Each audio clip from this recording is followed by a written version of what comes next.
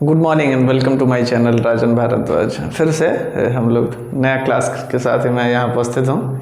एक छोटी सी विचार के साथ प्रारंभ करते हैं। ज़्यादा समय विचार में नहीं लेंगे हम। विचार मैंने बहुत बढ़िया यहाँ पे लिखा है कि जीत की आदत बनाने के लिए कभी कभी हमें अपनों से हारना भी पड़ता है ना। जीत, बड़ी जीत अगर हमें चाहिए तो कभी कभी हमें अपनों से हारना भी पड़ता है, क्योंकि हमें उन्हें जिताने की महत्वाकांक्षा रहती है।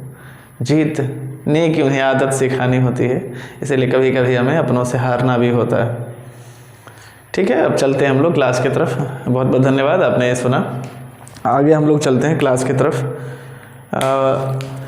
हम जैसा कि 8.1 के बहुत सारे क्वेश्चंस को हम लोगों ने किया था। 8.1 के बहुत सारे क्वेश्चंस को हम लोग किए थे।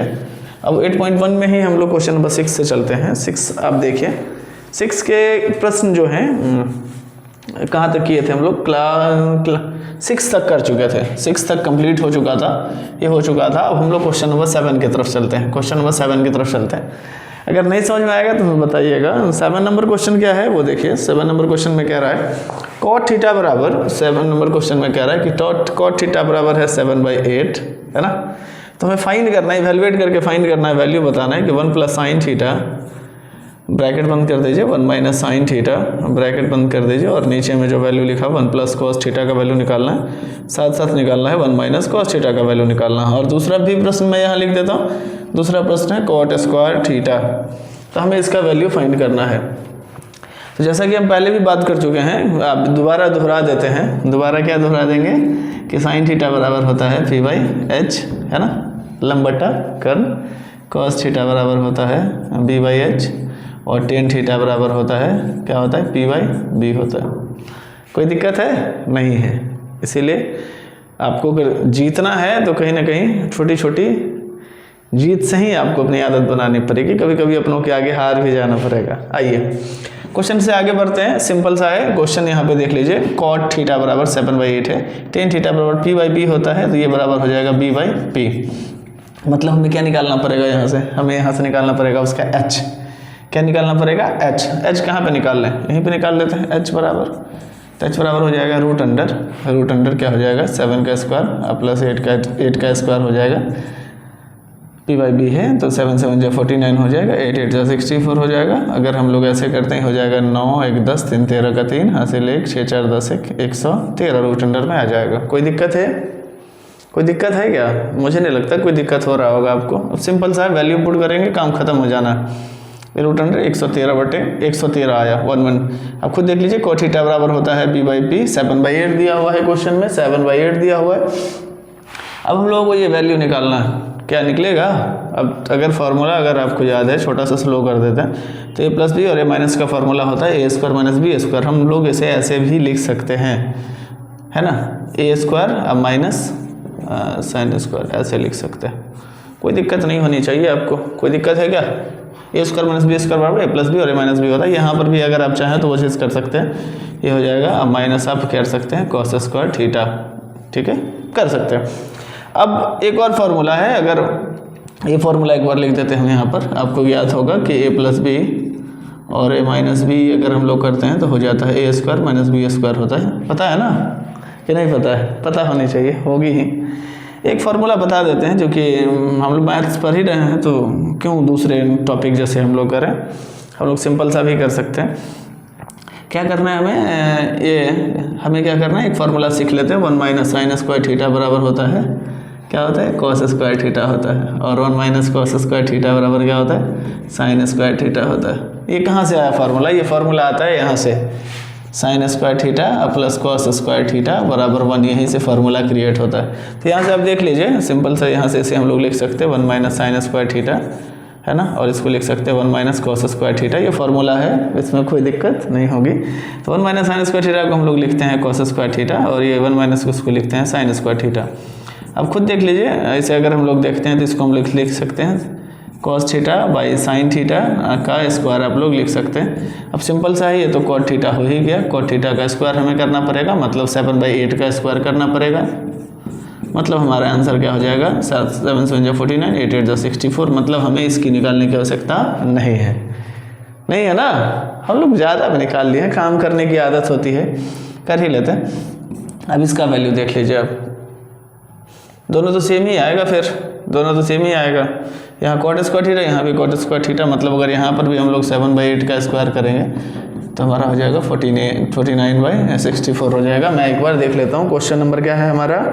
क्वेश्चन नंबर हमारा है 7 7 7 1 मिनट का समय आपको देना पड़ेगा। 8.1 क्वेश्चन नंबर 7 मैं देख रहा हूँ। Question number 7 yes same correct answer है, करेक्ट आंसर है।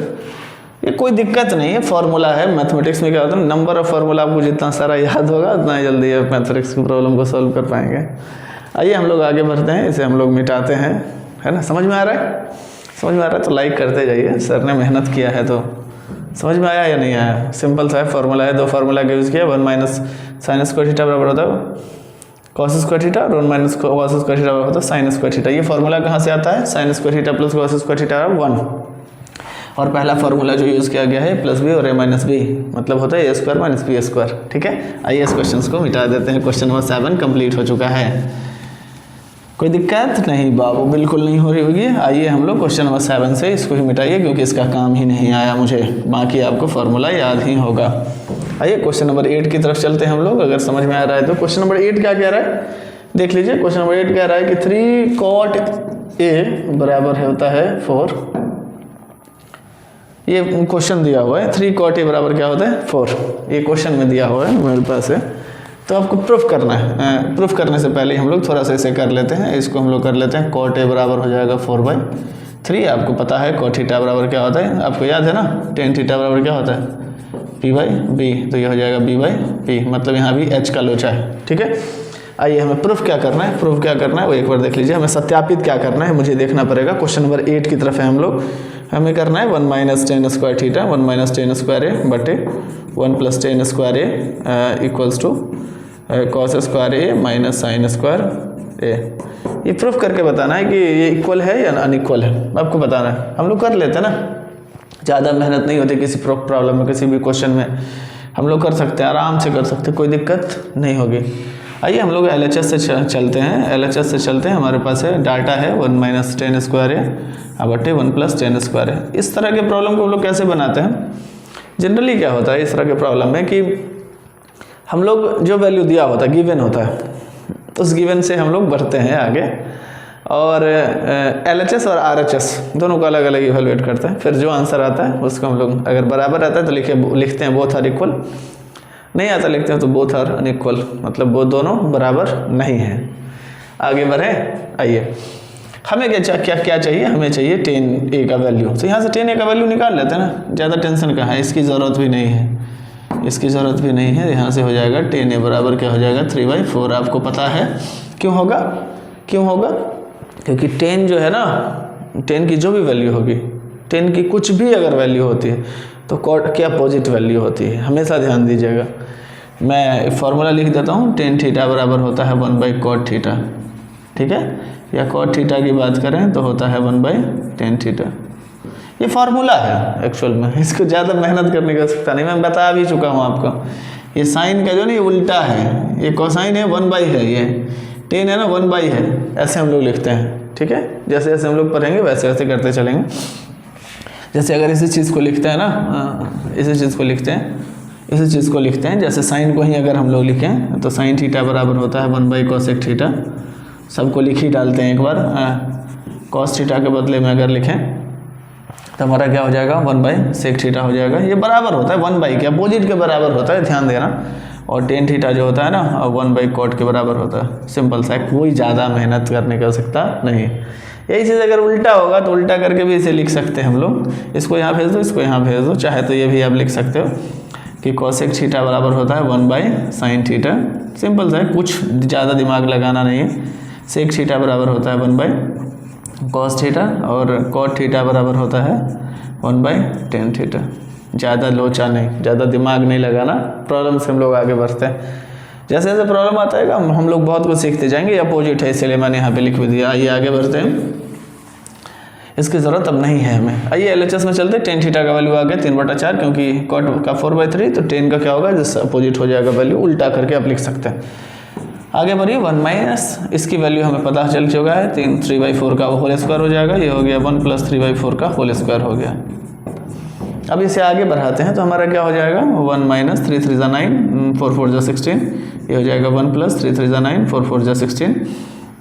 हम लोग क्या करते हैं इसको कैलकुलेट करते हैं आगे, LHS लेते हैं, ये हो जाएगा 16, ये हो जाएगा 16 - 9 बड़ा सा होगा, ये यहाँ पर इक्वल का साइन होगा, ये हो जाएगा 16 + 9, ये 16 से 16 को माइनस काट सकते हैं हम लोग, हमारे पास हो जाएगा 16 - 9 और यहाँ हो जाएगा 16 + 9। आप माइनस करके लिखिए कितना होगा, कितना होगा 9 7 16 7, और इधर कितना होगा 16 9 25, दिस इज करेक्ट, ये हो जाएगा।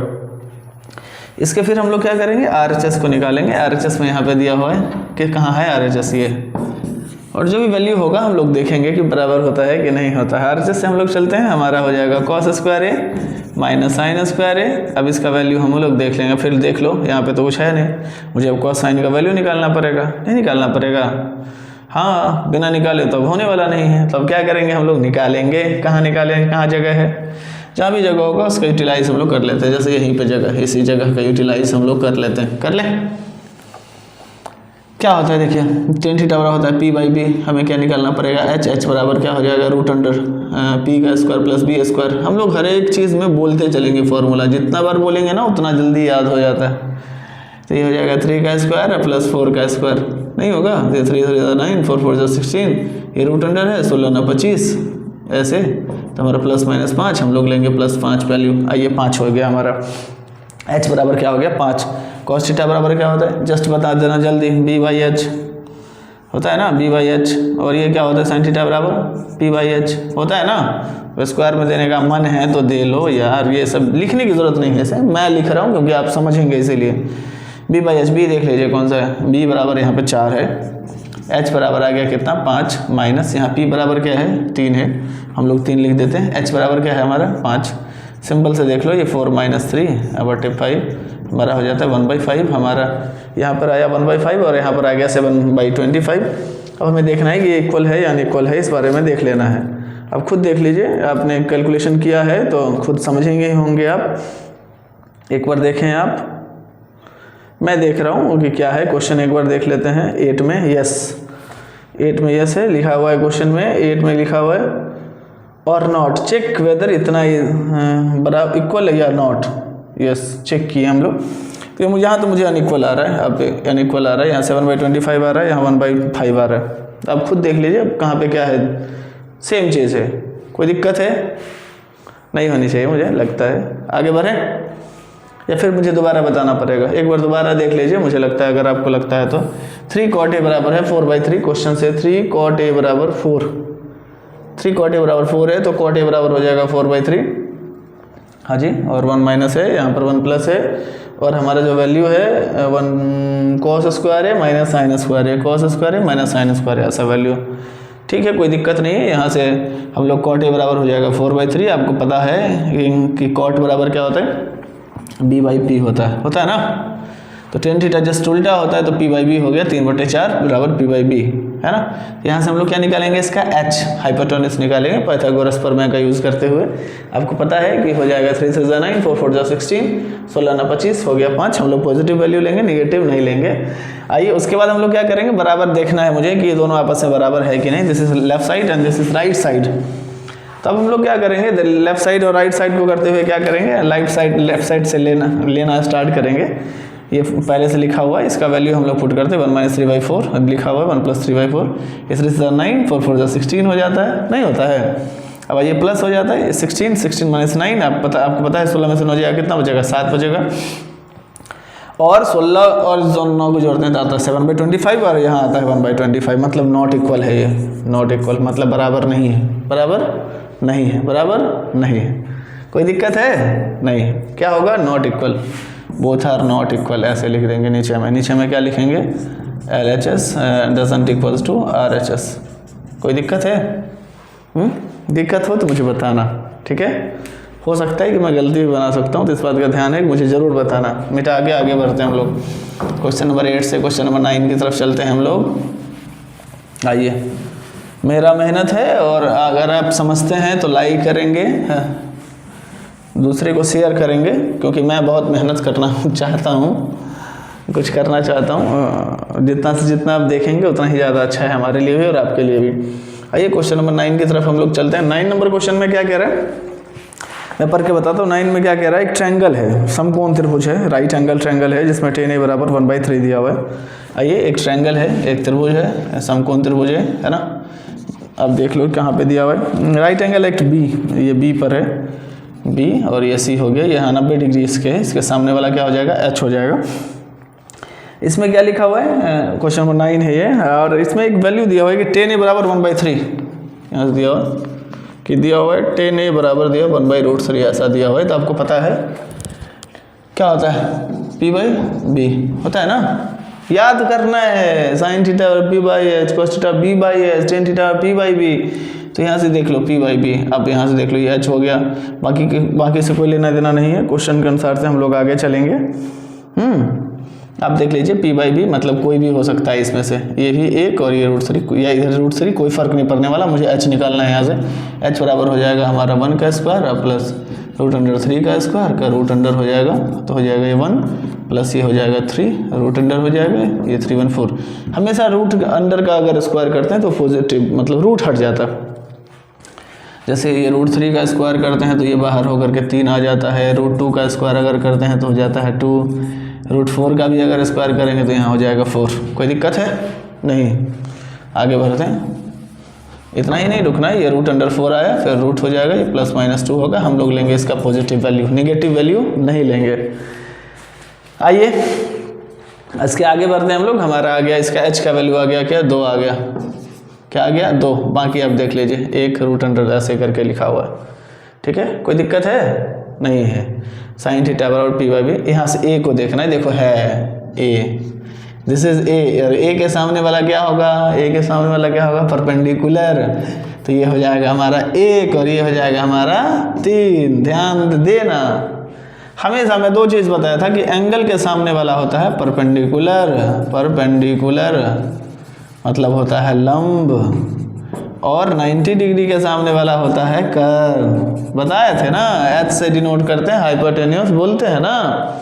आइए, ये 1 हो गया हमारा। आइए अब क्वेश्चन की तरफ चलते हैं। क्वेश्चन में क्या कहा है, क्वेश्चन नंबर 1 को आप देख लीजिए। 1 में बहुत सुंदर लिखा हुआ है कि sin a into cos C अब plus cos a into sine C की बात इन्होंने कहा है। अच्छा क्वेश्चन है, जहाँ अगर आप समझ पा रहे हैं तो अच्छा क्वेश्चन है। तो हमें क्या करना पड़ेगा, इसका वैल्यू पुट करना पड़ेगा। सब कुछ दिया हुआ, ये 1 है, ये √2 है, यहाँ √3 है और ये 2 है। अब साइन a को देखिए, इसको देखना है। साइन a बराबर क्या होगा, p/h, आपको पता है।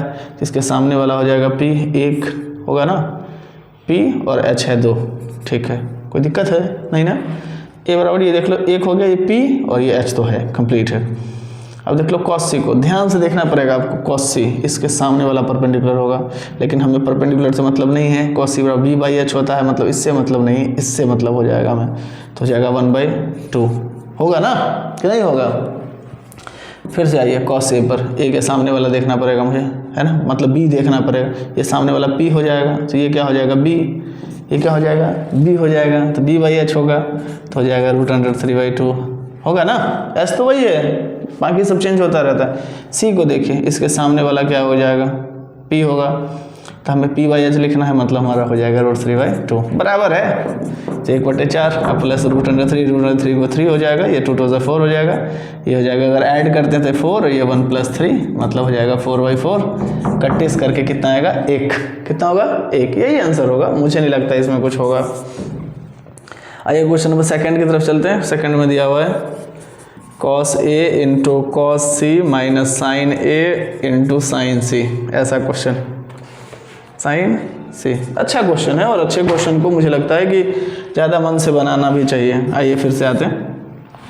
आप कहेंगे तो इसके लिए अलग से भी टाइम हम लोग दे सकते हैं, ज़्यादा नहीं है। मैं हमेशा कहता हूँ 2 बातें इस एक्सरसाइज के लिए हमेशा समझ के रखिए।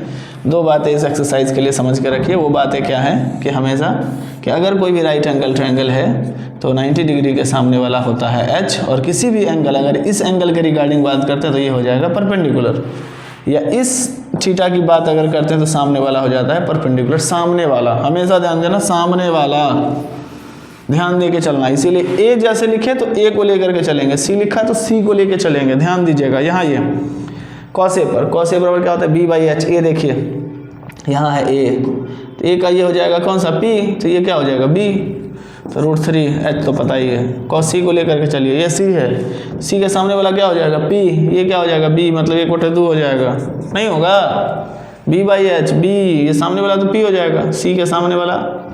ऐसे समझो इस क्वेश्चन को, ये देखो सामने वाला हो जाएगा पी, ये हो जाएगा बी, ये तो एक है ही, तो क्या हमें लिखना है एक बी बाई एच मतलब 1/2 माइनस साइन ए के बदले में अब क्या लिखेंगे, साइन ए का मतलब ए की बात हम लोग करते हैं। वैसे ए का वैल्यू हम लोग निकाल चुके हैं 1/2 और साइन सी का वैल्यू निकाल चुके हैं यहाँ से √3/2, ज़्यादा मेहनत करने की आवश्यकता नहीं है, पहले से वैल्यू हम लोग निकाल चुके हैं। यहाँ से वैल्यू ले लीजिए, सिंपल सा है, ये क्या हो जाएगा √3/4 माइनस √3/4 लड्डू हो जाएगा इसका आंसर, काटो लड्डू आंसर। कोई दिक्कत है? अगर समझ में आ रहा है तो लाइक करिए, नहीं समझ में आ रहा है दोबारा देखिए, फिर भी नहीं समझ में आता है तो मुझे लगता है कि आप पुनः हमें कमेंट करके बताइए किस क्वेश्चन को पुनः करना चाहिए, मैं पुनः करके थोड़ा डिटेल करूँगा उस क्वेश्चन को। जो भी क्वेश्चन समझ में नहीं आएगा उस क्वेश्चन को हम डिटेल करेंगे, बहुत डिटेल करेंगे, एकदम धीरे धीरे पढ़ाएंगे, उसी क्वेश्चन की ही बात करेंगे 15 से 20 मिनट। आइए नेक्स्ट की तरफ चलते हैं हम लोग। क्वेश्चन नंबर 9 कंप्लीट हो चुका है, हम लोग आगे चलते हैं 10 की तरफ चलते हैं। मिटा दें, मिटाना तो पड़ेगा ही। आइए आइए मिटा दिया, 9 हो गया। अब आइए 10 की तरफ, 10 में चलते हैं। 10 नंबर क्वेश्चन है ये। 10 नंबर क्वेश्चन में क्या है, कुछ बातें कहिए। एक समकोण त्रिभुज है, सब में तो समकोण ही होगा, 90 डिग्री की ही बात हम लोग करेंगे। मत देखिएगा कि मैं ये टेढ़ा बना रहा हूँ, टेढ़ा नहीं देखना है, सीधा ही देखना है इसको।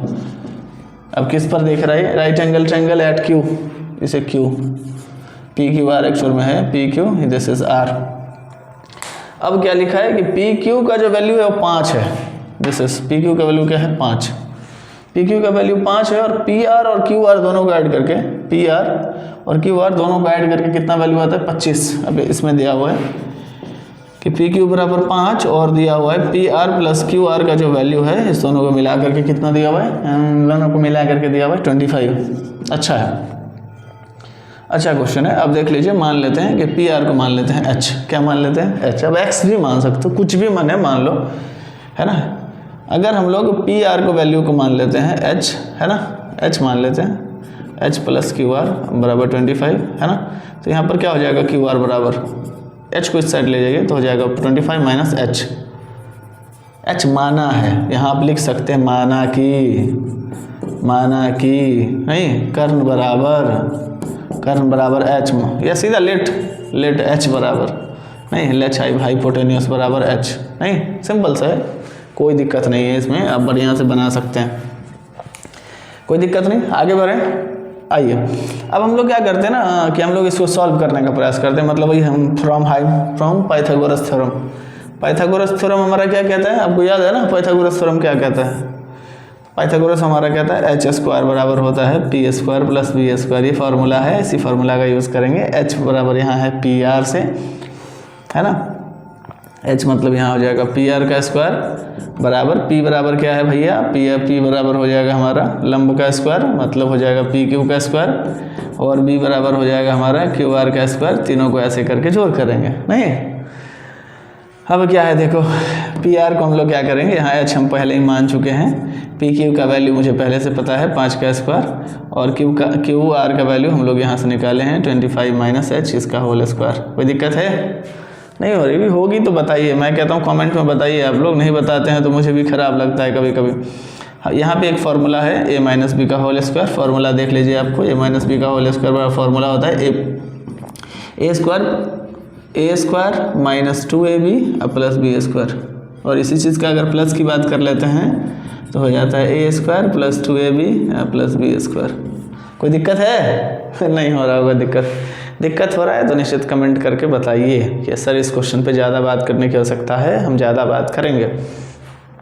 अब देख लीजिए ए माइनस बी का होल स्क्वायर दिया हुआ है, इस पर हम लोग आगे चलते हैं। 25 का स्क्वायर हो जाता है, ये यहाँ लिखेंगे 25 का स्क्वायर माइनस 2a, और ये हो जाएगा हमारा b, अब प्लस हमारा हो जाएगा b स्क्वायर। कोई दिक्कत? मेन अंतर यही होता है, देख लो ये इस दोनों नीच बीच में ही अंतर है। अब इसे हम लोग करते हैं एच स्क्वायर बराबर हो जाएगा 25 अब प्लस हमारा हो जाएगा 25 25 और 625, अब माइनस हो जाएगा 25 दूना 50 h, अब प्लस हमारा हो जाएगा h स्क्वायर। अब जो कटने वाला टर्म है उसे हम लोग काट सकते हैं, चाहें तो लेफ़्ट और राइट यहाँ से कट जाएगा ये। आप चाहें तो ऐसे करके एक सिंबल है वो दे दीजिए, इम्प्लाइज डैट का है, हम लोग सिंबल यूज़ कर लेते हैं। अब हमारे पास क्या आता है देख लीजिए, ये 50h यहाँ पर राइट साइड में क्या है माइनस में है, हम लोग इधर ले आते हैं तो ये हो जाएगा पॉजिटिव में, बराबर हमारा हो जाएगा 625 और प्लस हो जाता है 25। और कुछ तो बचा नहीं बचा, इसे ऐड करिए हो जाएगा हमारा 650, ये हो जाएगा 50h बराबर। तो h बराबर क्या हो जाएगा, यहाँ हम लोग चलते हैं, यहाँ से h बराबर हो जाएगा 650 बट्टे 650 बट्टे 50। आइए 0 से 0 कैंसिल हो जाता है, 5 1 जा 5 है ना, और 5 3 जा 15 मतलब हो जाएगा 13। h बराबर क्या हो जाएगा 13, मतलब h बराबर क्या हो गया 13। तो QR बराबर क्या हो जाएगा, QR बराबर क्या हो जाएगा, यहाँ से ले लेंगे QR बराबर हमें पहले से पता है, QR बराबर हमें पहले से पता है 25 माइनस h मतलब हो जाएगा 25 और माइनस 13 माइनस करेंगे, 5 में 3 जाएगा 2 बचेगा, 2 में 3 जाएगा 2, कितना बचा 12 बचा, हम लोग यहाँ पे 12 लिख लेते हैं। वैसे भी 5 12 13 ये हमेशा ध्यान ही रख लीजिए इस नंबर को, 5 है 13 है तो 12 ही होगा, 12 13 है तो 5 ही होगा, 13 हाइपोटेन्यूस होना चाहिए, h होना चाहिए। इतनी सारी बातें मुझे नहीं लगता आपको कि समझ में नहीं आया होगा, सिंपल सा कैलकुलेशन है, लेकिन हाँ क्वेश्चन अच्छा है। अब दोबारा देखिए, नहीं समझ पाते हैं तो बड़ी बात नहीं है इस क्वेश्चन में। आइए हम लोग आगे की तरफ बढ़ते हैं। क्वेश्चन में अब क्या कह रहा है, क्वेश्चन में कह रहा है determine the value of sine p cos p and tan p। हमें यहाँ पे निकालना है, जो वैल्यू निकालना है साइन p। हमें यहाँ पे चलना पड़ेगा, जहाँ भी जगह हमें निकलता है, कहाँ पे हम लोग निकालें इसे, ये पुराना वाला वैल्यू है, यहाँ से हम लोग आगे निकलते हैं, यहाँ पे हमें वैल्यू निकालना है साइन p का वैल्यू निकालना है, cos p का वैल्यू निकालना है, tan p का वैल्यू निकालना है। ऐसा नहीं इसी का निकाल सकते हम लोग, किसी का भी निकाल सकते हैं। अब इसके रिगार्डिंग चलना है हमें, देख लीजिए सामने वाला हो जाएगा ये p, ये हो गया b, ये हो गया h। जस्ट p की बात कर रहे हैं, सब में तीनों में क्या है p क्या है p है ना, तो तीनों में p है तो हम लोग क्या करेंगे, सिंपल सा है, हम लोग p के सामने वाला हो जाएगा, p के सामने वाला p, इसीलिए कंफ्यूज करने के लिए लिख दिया है और कुछ नहीं है। p के सामने वाला परपेंडिकुलर हो जाएगा लंब, नहीं जो किसी भी एंगल के सामने वाली भुजा को हम लोग लंब कहते हैं। जो बच गया वो क्या हो जाएगा आधार। और हाइपोटेन्यूस के बारे में किसी को कोई दिक्कत नहीं होगी, सबसे बड़ी भुजा होती है हाइपोटेन्यूस, 13 सबसे बड़ी भुजा है। ये साइन p की बात करते हैं, आपको होता है p/h, this is b/h and this is p/b। तो p/h की क्या होता है, यहाँ देख लो p कौन सा है 12/5, दिस इज 12/13 हाइपोटेन्यूस है। यहाँ b बराबर कितना दिया हुआ है 5, तो 5/13 हो जाएगा। और फिर अगर इस दोनों की बात करें p/b, तो p है 12 और b कितना है 5, मतलब हमारा हो जाएगा 12/5। कोई दिक्कत है नहीं अगर दिक्कत है तो कमेंट करके प्लीज़ बताइए हमें, अगर आप हमें बताएंगे तो हमें और ज़्यादा मन लगेगा पढ़ाने में। कहीं ना कहीं नीरस होता है कि रूम में हम लोग खड़े होकर के किसी वीडियो को डिस्कस करें। तो इस तरह से मुझे लगता है कि 8.1 का जो 10 क्वेश्चन है डिटेल्स क्वेश्चन वो हम लोग कर चुके हैं। लास्ट क्वेश्चन की तरफ बढ़ते हैं। लास्ट क्वेश्चन जो कि MCQ क्वेश्चन है, MCQ क्वेश्चन ज़्यादा महत्वपूर्ण होता है। जब तक कॉन्सेप्ट नहीं आता MCQ क्वेश्चन को बनाना मुश्किल है। मिटा दें इसे, आइए मिटा देते हैं।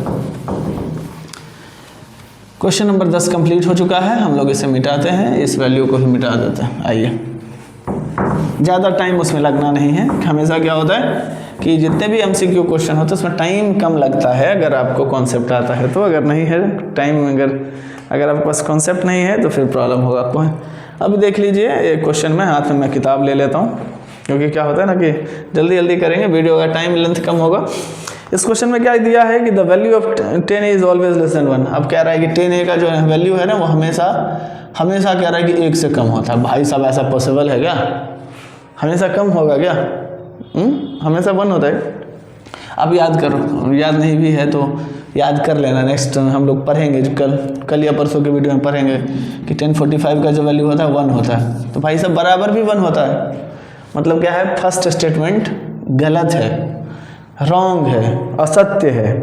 क्या होगा? फर्स्ट हमारा क्या हो जाएगा? असत्य है, दिस इज फॉल्स, है ना। क्या हो जाएगा हमारा? फॉल्स हो जाएगा, दिस इज फॉल्स हो जाएगा हमारा। हिंदी में लिखें तो असत्य। कोई दिक्कत नहीं ना, नहीं होगी दिक्कत। आइए हमेशा, आइए इसमें 1 की बात हम लोग कर लिए, आइए हम लोग सेकंड की बात करते हैं। सेकंड में क्या दिया हुआ है, देखो ये सेक ए बराबर दिया हुआ है 12/5, कह रहा है कि sum value of angle A. अब याद करना पड़ेगा फिर से मुझे, cos थीटा बराबर क्या होता है b/h, याद है ना, दिस इज b/h। भाई साहब बहुत बड़ा मिस्टेक, h हमेशा कौन सी भुजा होती है, सबसे बड़ी भुजा होती है। h जो होती है वो सबसे बड़ी भुजा होती है, सबसे बड़ी भुजा होती है। तब यहाँ बड़ा तो है नहीं, 5 बड़ा है, 5 से बड़ा तो आधार हो गया, मतलब ये भी हमारा क्या होगा, असत्य होगा। कौन सा होगा, असत्य होगा, ये पॉसिबल नहीं है। आइए क्वेश्चन नंबर 3 की तरफ चलते हैं। सही है ना, समझ गया ना, मिटा दो, आओ आइए ये मिटा दिया। 3 की तरफ चलते हैं। 3 भी मज़ेदार क्वेश्चन है।